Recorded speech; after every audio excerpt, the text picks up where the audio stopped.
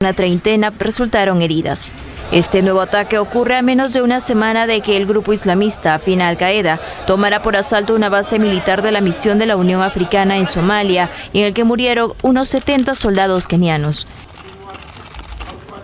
Los Shebaa fueron expulsados de Mogadiscio en el 2011 y de sus principales bastiones después en el centro y sur de Somalia, pero aún siguen controlando amplias zonas rurales desde donde traman operaciones de guerrillas y atentados suicidas con la intención de atemorizar e imponer la ley islámica en el país.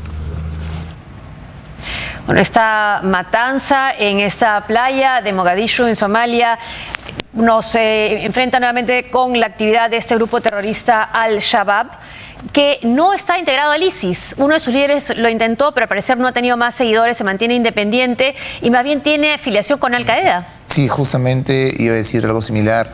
En las últimas semanas algunas veces hacemos mucha atención del accionar que tiene el Estado Islámico y sus redes a lo largo del mundo, mediante atentados que van desde África hasta el sudeste asiático, hasta Europa. Sin embargo, olvidamos pues el papel que juega Al-Qaeda, una Al-Qaeda que está en varios países, no solamente en Afganistán, sino en una serie de países. Por ejemplo, solamente en esta semana hemos visto 3 atentados de organizaciones afiliadas a Al-Qaeda, la que vimos en Burkina Faso hace pocos días, la que vimos hace una semana, la muerte de 70 personas justamente militares de este comando keniata que está pues de fuerzas africanas que están en Somalia, y ahora este atentado contra un hotel al parecer importante pues en la ciudad donde se reúnen políticos y gente pues de la élite de dicho país. Así que recordar un poco el papel que juega aún Al-Qaeda, que sigue siendo pues una amenaza a la seguridad del mundo, y además también un poco fortalecer o mejor dicho o reforzar el hecho que Somalia sigue siendo un fraude para el actuar de Estados Unidos y la ONU. Es decir, en algún momento me acuerdo que el presidente Obama, cuando justificaba su accionar aéreo en Siria y en Irak, usaba como ejemplo Somalia, decía en Somalia ha funcionado de alguna manera,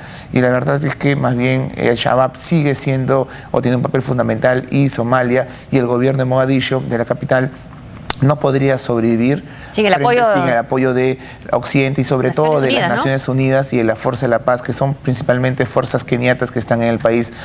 Que ha logrado cierta estabilidad, ¿no? Leyendo una nota de la BBC, justo hablaban de esta playa y de este lugar, de Lido, la playa Lido, y decían que lentamente la tranquilidad estaba regresando, y ponían como ejemplo este lugar donde algunas personas que habían vivido mucho tiempo fuera habían regresado y habían puesto negocios, restaurantes, en fin, donde iba la élite de la zona, pero sí terminaba la nota con la advertencia de que siempre existía el temor de que pudiera aparecer Al-Shabaab, como fue lo que ocurrió en este ataque. El problema de Somalia no solamente producto del Al-Shabaab y de su radicalismo, digamos, quería implementar al-Shari y todo lo que ya conocemos, sino que además Somalia es un país que no cuenta, porque el gobierno de Mogadiscio no tiene soberanía total sobre todo su territorio. Existen parte del norte de Somalia que está pues feudalizada en señores de la guerra que de alguna manera controlan amplios territorios del país, es más, hasta fundando casi pseudoestados.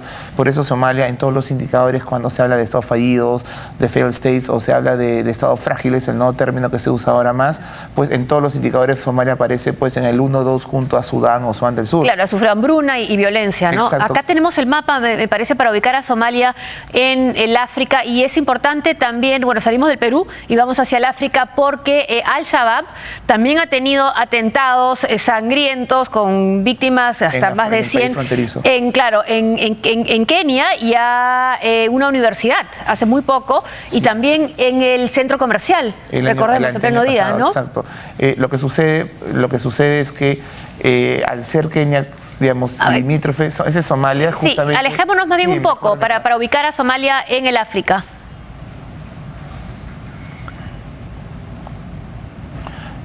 Ahí está Mogadiscio, y eso es lo que se conoce como el Cuerno del África. Somalia es todo el cuerno junto a lo que sería Etiopía y Eritrea. Y acá está Kenia. Exacto, y Kenia es su vecino.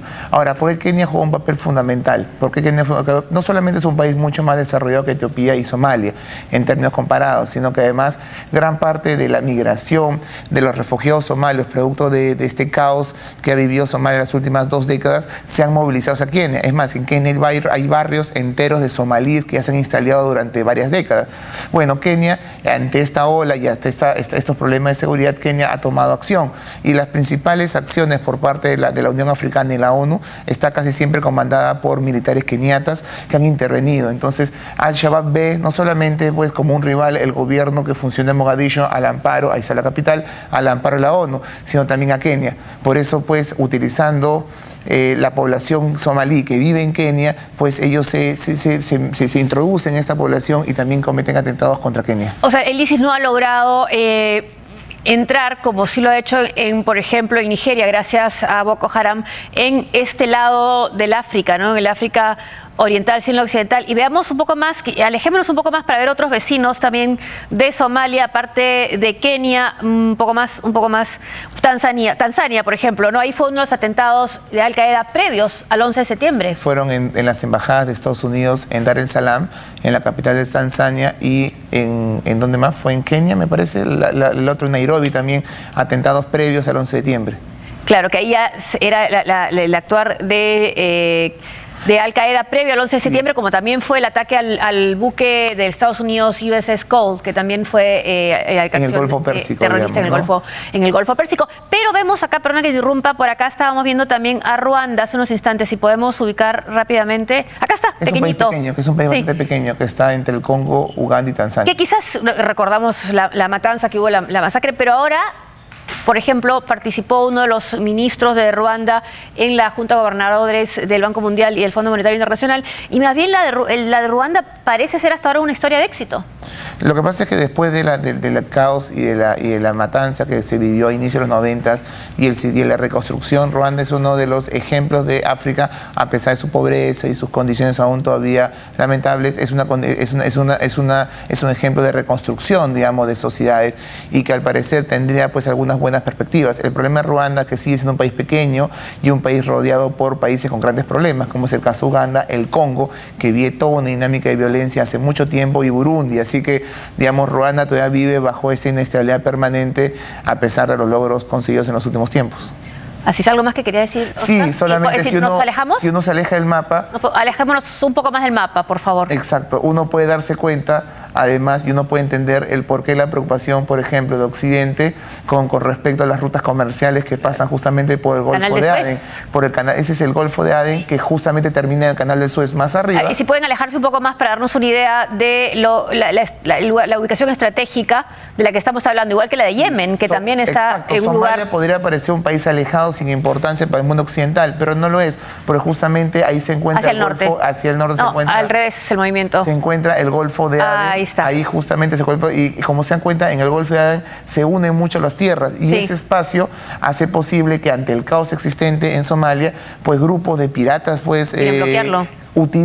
Se mueven ahí, pues, y en los últimos años han capturado muchos barcos, inclusive barcos nucleares de algunas potencias mundiales, lo cual pues le redituaba pues ingresos muy interesantes por medio de rescates, pues, que los países pagaban de manera pues secreta.